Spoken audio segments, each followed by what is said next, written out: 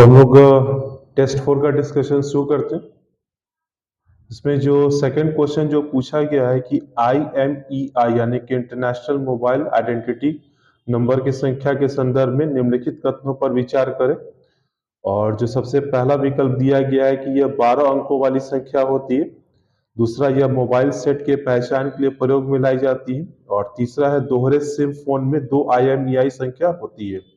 और पूछा गया कि इनमें से कौन से कथन सत्य हैं। जो पहला विकल्प है यह कि जो 12 अंकों वाली संख्या होती है, तो IMEI जो संख्या होती है वो 12 अंकों की नहीं होती है, वो 15 अंकों की होती है। इसलिए जो विकल्प हो जाएगा 2 और 3 यानी कि बी। तीसरा क्वेश्चन, सक्रिय फार्मास्यूटिकल सामग्री यानी कि एक्टिव फार्मास्यूटिकल इंग्रेडिएंट्स के बारे में कौन सा कथन सही है। उसपे 3 कथन दिए गए हैं। सबसे पहला, यह दवा में किसी बीमारी को ठीक करने के लिए इच्छित प्रभाव पैदा करता है। दूसरा, फिक्स्ड डोज संयोजन दवाएं कई API का प्रयोग करती हैं। और तीसरा, भारतीय दवा उद्योग API के मामले में वैश्विक स्तर पर अग्रणी है। तो यहाँ पे जब ये कथन देखिएगा तो जो तीसरा कथन है कि भारतीय दवा उद्योग API के मामले में वैश्विक तौर पे अग्रणी है, यह कथन गलत है, क्योंकि यहाँ पर भारतीय दवा उद्योग की चीन पर निर्भरता है। इसलिए जो आंसर हो जाएगा वो 1 और 2 यानी कि ए आंसर है। 7 नंबर क्वेश्चन, वाइकोम सत्याग्रह के संदर्भ में निम्नलिखित कथनों पर विचार करें। इसमें 3 कथन दिए गए हैं।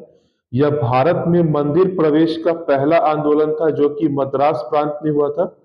तो इस पॉइंट को अगर हम लोग देखें तो मंदिर प्रवेश का यह पहला आंदोलन तो था, परंतु यह मद्रास प्रांत में नहीं हुआ था, त्रावणकोर में यह हुआ था। इसलिए यह कथन गलत हो जाएगा। दूसरा, मंदिर प्रवेश विषय को पहली बार एजवा नेता टीके माधवन ने उठाया था, यह कथन सही है। और तीसरा कथन, वाइकोम सत्याग्रह 500 दिन से अधिक चला, यह लगभग 600 दिन के आसपास चला था, तो इसलिए ये कथन भी सही हो गया। तो जो क्वेश्चन पूछा गया कि इनमें से सही कथन कौन से हैं, यानी कि 2 और 3, तो जो आंसर हो जाएगा वो बी यानी कि 2 और 3। क्वेश्चन नंबर 9, निम्नलिखित कथनों पर विचार करें। ये पॉलिटी से जुड़ा हुआ क्वेश्चन है। संसदीय समितियां संविधान के विभिन्न अनुच्छेदों से अपना प्राधिकार प्राप्त करती हैं। दूसरा, संसद के नियमों के अनुसार प्रत्येक विधेयक को जांच के लिए संसदीय समिति के पास भेजने की आवश्यकता होती है।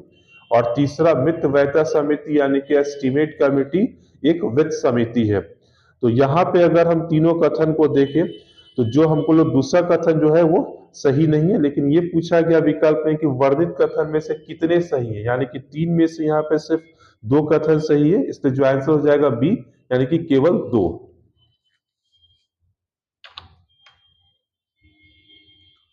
क्वेश्चन नंबर 22, निम्नलिखित में से कौन सी राज्यपाल की शक्तियां संविधान के अनुच्छेद 200 में निहित है। यानी कि ये स्पेशली पूछा गया है कि आर्टिकल 200 में राज्यपाल की शक्तियों का जो वर्णन है वो कौन कौन से उसके अंतर्गत आते हैं। सबसे पहला, किसी विधेयक को मंजूरी देना, किसी विधेयक को रोकना। तीसरा है राष्ट्रपति के विचारार्थ बिल को आरक्षित करना। और चौथा है धन विधेयक को पुनर्विचार के लिए लौटाना। तो यहाँ पे जब हम 1, 2, 3 ऑप्शन देखेंगे तो ये आर्टिकल 200 में दिया गया है, इसलिए जो इसका आंसर हो जाएगा वो सी यानी कि 1, 2, 3। क्वेश्चन नंबर 23, निम्नलिखित कथनों पर विचार करें। यहाँ पे 3 कथन दिए गए। पहला, 10वीं पंचवर्षीय योजना में कृषि के लिए कोई लक्ष्य नहीं रखा गया था, ये कथन सही है। 9वीं पंचवर्षीय योजना का मुख्य उद्देश्य समावेशी विकास था, ये सही नहीं है। और तीसरा क्वेश्चन पॉइंट ये है, 12वीं पंचवर्षीय योजना का मुख्य उद्देश्य चौथी औद्योगिक क्रांति को प्रोत्साहन देना था, ये कथन भी सही नहीं है। तो यहाँ पे क्वेश्चन पूछा गया है कि उपरोक्त वर्णित कथन में से कितने सही है। तो यहाँ पे 3 कथन जो दिए गए जिसमें से सिर्फ 1 सही यानी कि पहला वाला, तो इसका जो आंसर हो जाएगा ए यानी कि केवल 1। 25 नंबर क्वेश्चन, प्राचीन भारत में बसदी की चर्चा किस संदर्भ में हुई है। तो यहाँ पे जो हम देखेंगे तो जो जैन स्मारक के संदर्भ में जो हम इसकी चर्चा करते हैं तो बसदी वो उसी संदर्भ में किया गया, इसलिए इसका जो आंसर हो जाएगा डी।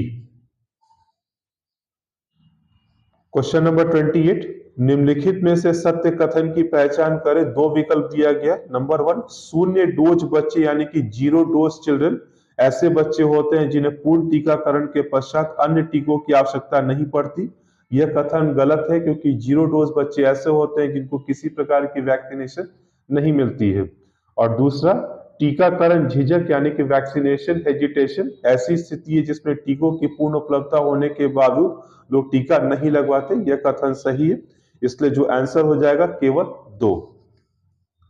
30 नंबर क्वेश्चन, उपहार कर या गिफ्ट टैक्स के संदर्भ में निम्नलिखित कथनों पर विचार करें। सबसे पहला है, यह कर ब्रिटिश अर्थशास्त्री निकोलस कैल्डोर की संस्तुतियों के आधार पर भारत में लगाया गया था, सही विकल्प है। दूसरा, यह भारत में 1958 से लगाया जा रहा था, यह भी सही है। और तीसरा, इसे 1998 में समाप्त कर दिया गया, यह कथन भी सही है। इसलिए जो आंसर हो जाएगा सभी यानी कि डी। क्वेश्चन नंबर 34, कच्चा तीवु द्वीप के संदर्भ में निम्नलिखित कथनों पर विचार करें। 3 विकल्प यहाँ पे दिए गए। यह समुद्र के भीतर 285 एकड़ का क्षेत्र है, सही है। दूसरा, यह भारत और श्रीलंका की समुद्री सीमा के भीतर स्थित है, यह विकल्प भी सही है। और तीसरा है, यह हमेशा से श्रीलंका के अधीन रहा है, यह विकल्प सही नहीं। इसलिए जो क्वेश्चन पूछा गया है कि सही कोट यानी कि तीनों कथन में से कौन से सही है, तो यहाँ पे आंसर हो जाएगा 1 और 2 यानी कि ए। क्वेश्चन नंबर 35, इनमें से कौन सा कथन सत्य है। नंबर 1, आपातकाल की उद्घोषणा के साथ ही अनुच्छेद 19 स्वतः निलंबित हो जाता है, यह कथन सही है। और दूसरा, मूल अधिकारों का संशोधन न्यायिक समीक्षा के दायरे में, यह कथन भी सही है। और तीसरा, राज्य को अनुच्छेद 13 में परिभाषित किया गया, जो कि सही नहीं। इसलिए यहाँ पे जो आंसर हो जाएगा बी यानी कि 1 और 2। क्वेश्चन नंबर 45, चोब नदी जो कि जौमेजी की सहायक नदी है, कौन से 2 देशों की सीमा बनाती है। तो यहाँ पे जो पूछा गया ये अफ्रीका महादेश की नदी है। और जो विकल्प दिया गया बोत्सवाना नामीबिया, बोत्सवाना अंगोला, दक्षिण अफ्रीका सूडान, दक्षिण अफ्रीका लेसोथो। तो जो चोब नदी है वो बोत्सवाना और नामीबिया की सीमा बनाती है। नेक्स्ट क्वेश्चन, संयुक्त राष्ट्र शांति मिशन के संदर्भ में निम्नलिखित कथनों पर विचार करें। जो पहला विकल्प दिया गया है कि हर एक शांति मिशन यानी कि पीस मिशन साधारण सभा द्वारा प्राधिकृत होता है, जो कि गलत है। ये आपको सुरक्षा परिषद द्वारा होता है। दूसरा, इसका वित्त पोषण सामूहिक जिम्मेदारी होती है। और तीसरा, शांति मिशन में केवल सैन्य कर्मचारी भाग लेते हैं। तो तीसरा कथन भी गलत है, सैन्य कर्मचारी के साथ साथ असैन्य कर्मचारी भाग लेते हैं। तो यहाँ पे केवल दूसरा भी जो विकल्प होगा वह सही होगा, यानी कि केवल 2 यानी कि बी।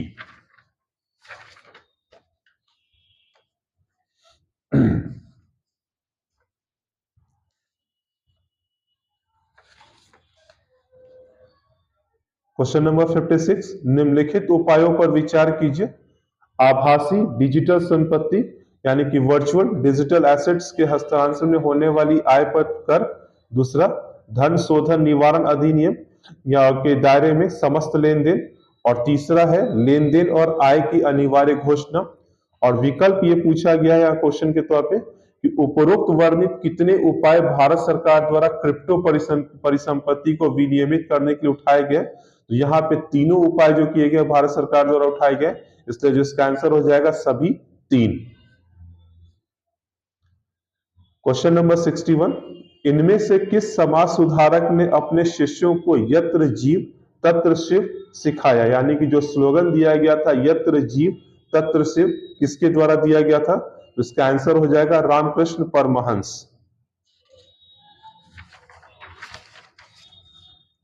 71, ये करंट अफेयर से रिलेटेड क्वेश्चन है। मुख्य उद्देश्य परीक्षण यानी कि द प्रिंसिपल पर्पस टेस्ट का संबंध निम्नलिखित में से किससे है।